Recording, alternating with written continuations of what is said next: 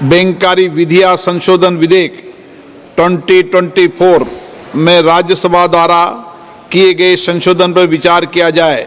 जो सदस्य इसके पक्ष में हाँ कहें, जो सदस्य विरोध में ना कहें।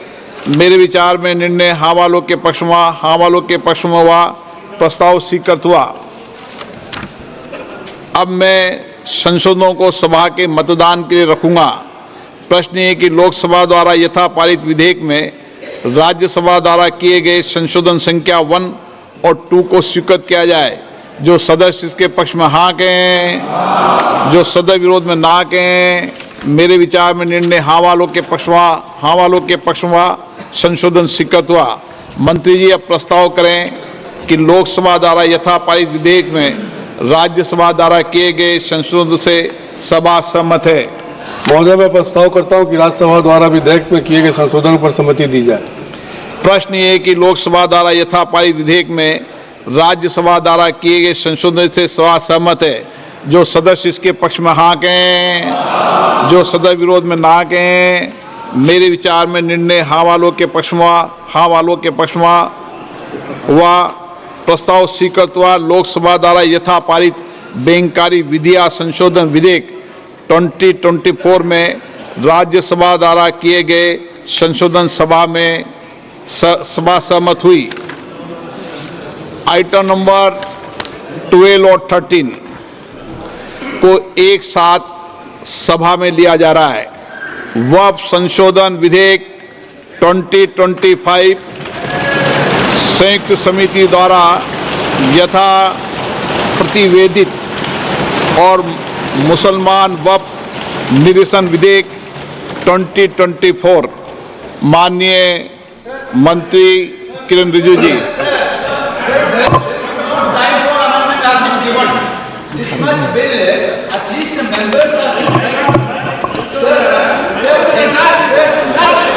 हाँ, बोलिए।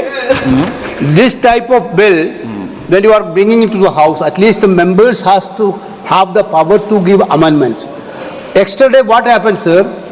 This bill has been brought into the notice of member only afternoon, around afternoon. Then the amendment time will be ceased till 3:30. Then how can the members move amendments, sir? Yes. This is basically you are actually bulldozing the legislation, sir. Yes. This type of legislation bulldozing is not happened in this house, sir. Yes. Sir, members has to go. Then why that, sir? You need to give time for amendment, sir. Sir, there are several provisions to be given amendment. There is no time at all. Okay. आप सुनिए, आप बैठिए। एक विषय मैं दे दूं। माननीय सदस्यगण, मैंने सभी जो गैर सरकारी माननीय सदस्यों के जो भी संशोधन प्रस्ताव थे वह और सरकारी संशोधन प्रस्ताव दोनों को बराबर का समय दिया है। मैंने ऐसा नहीं किया कि आपके मैंने सबको, मैंने जितना भी समय गैर सरकारी संशोधन को दिया है उतना ही समय सरकारी संशोधनों को दिया है। मैंने दोनों में कोई अंतर नहीं किया गया है। मंत्री जी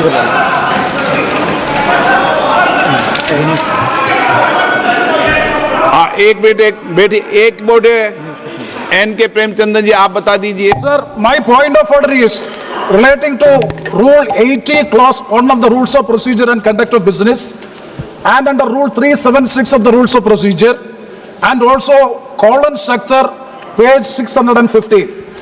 Sir, now this House is considering a bill, Waqf Amendment Bill 2024, as reported by the Joint Committee, Parliamentary Joint Committee. We are not discussing the original bill. It is as reported by the Joint Parliamentary Committee. My definite question to the Honorable Speaker, sir, is whether the Joint Parliamentary Committee has the right to incorporate new provisions in the bill. It is beyond the powers and ambit of the Joint Parliamentary Committee. They have incorporated so many new provisions. I have no objection in respect of those provisions. Even 2A also it is appreciable. We don't have any objection, sir, very serious technical matter. And kindly see, only even the House, Speaker sir, only even the House do not have the authority to make, wait, you can reply after that. You can reply after, sir, you can reply after me. Sir, even this parliament, even this Lok Sabha, this August House, do not have the right to incorporate a new provision unless you suspend Rule 81. But what is Rule 81, sir? Sir, Rule 81 is very clear. Rule 81 says the following conditions shall govern the administrability of amendments to clauses or schedules of a bill. An amendment shall be within the scope of the bill and relevant to the subject matter of the clause which relates.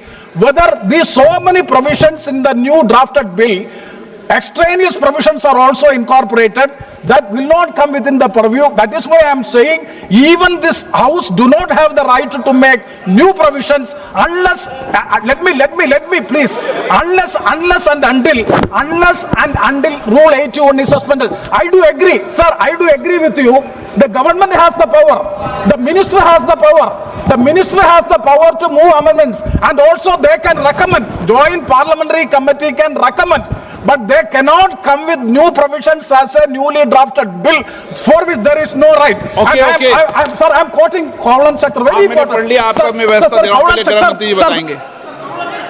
हो गया वो, मैं व्यवस्था दूंगा, पहले गृह मंत्री जी बताएंगे, फिर व्यवस्था।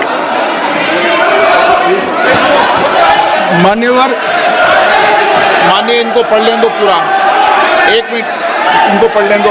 आप पढ़ लो, आप पूरा पढ़ लो। Sir, Column Sector, page 615.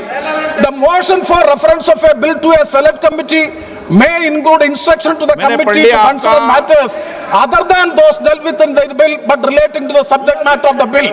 Instruction to the committee for amendments of such sections of the Parent Act as are not covered by the amending bill, whenever given, are to be specific and clear, unquote. Okay. That means unless and until the House specifically directed to go into this, they have no right to make new provisions in the bill.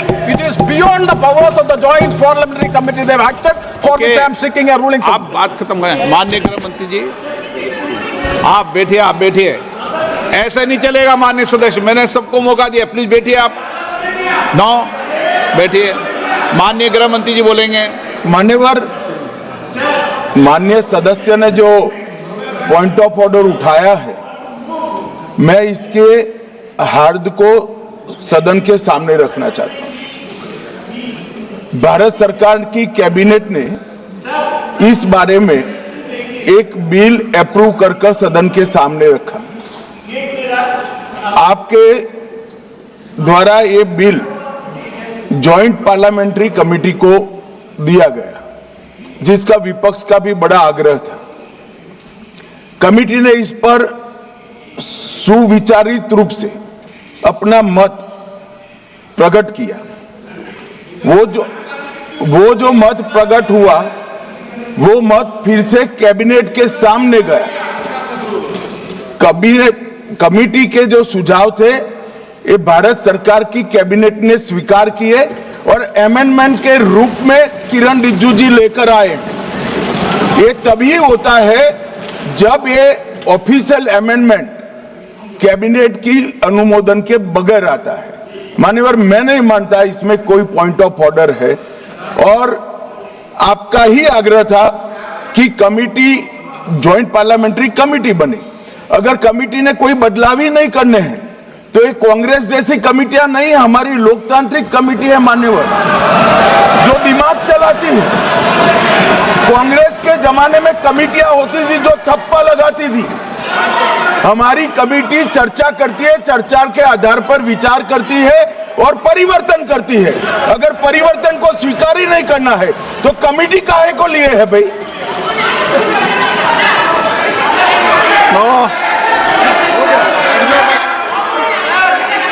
आप जब विधेयक पर चर्चा हो तो सबको मौका दूंगा। अभी 0 ओवर पर माननीय गृह, मैं इस पर अपनी व्यवस्था देता हूं। माननीय सदस्यगण श्री N.K. प्रेमचंद्रन जी ने जो प्रश्न उठाया है, वक्फ संशोधन विधेयक 2025 पर संयुक्त समिति में विधेयक कुछ खंड जोड़ दिए गए जो विधेयक के दायरे से बाहर हैं। इस विषय पर मैं माननीय सदस्यों का ध्यान